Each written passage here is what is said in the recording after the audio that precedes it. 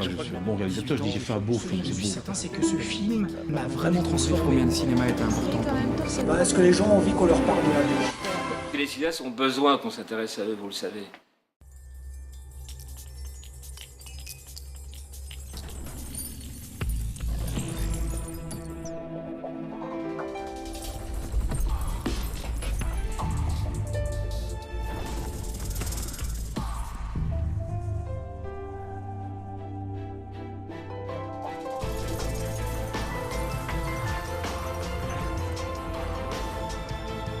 Ce projet est vraiment magnifique dans le sens où c'est la première fois qu'on va faire la publicité du cinéma belge.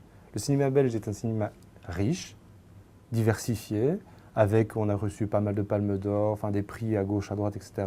Donc il fallait que ce cinéma soit, je veux dire, mis en exergue et mis en lumière, parce qu'il n'est pas connu quelque part en Belgique.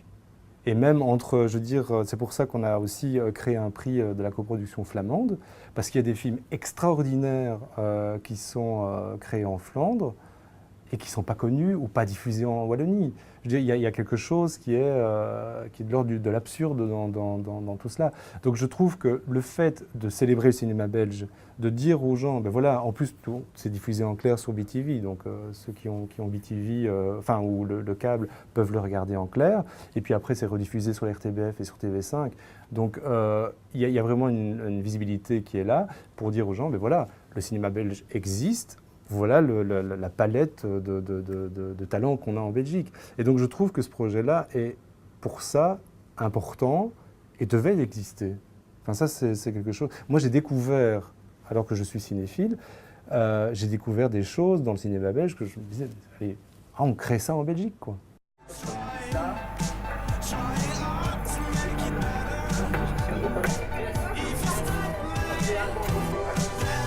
Blanc et blanc. Voilà.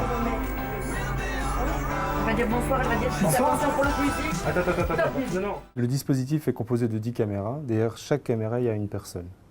Et donc le rôle du réalisateur, c'est à la fois de choisir la bonne caméra au bon moment, mais aussi de communiquer avec toutes ces personnes-là. C'est-à-dire de leur demander, voilà, tel ou tel cadrage. Enfin, tout ça est déjà, je veux dire, il y a une base qui a été établie au départ lors d'un briefing où moi je dis, voilà, on va filmer de telle manière, j'ai envie de tel plan, j'ai envie de tel cadrage, etc.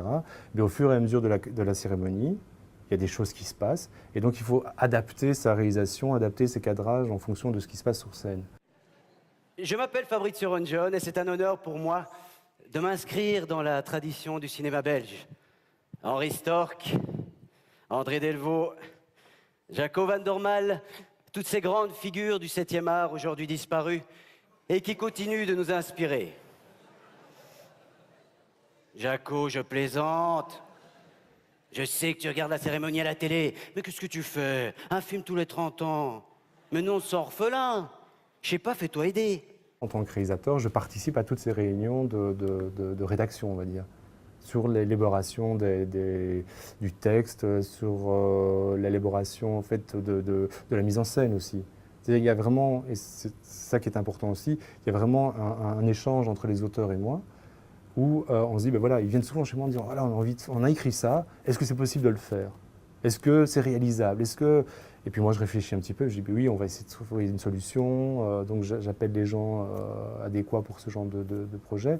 Et donc il y a vraiment toute une émulsion comme ça qui est créée autour d'un texte, et on essaie de trouver, et on va de plus en plus loin. On essaie de trouver des petites choses, on essaie de trouver des trucs au niveau de la mise en image, au niveau de l'écriture, et de plus en plus, on va vers des choses, on essaie de surprendre de plus en plus, quoi. Please welcome Mr. Fabrizio Rongione.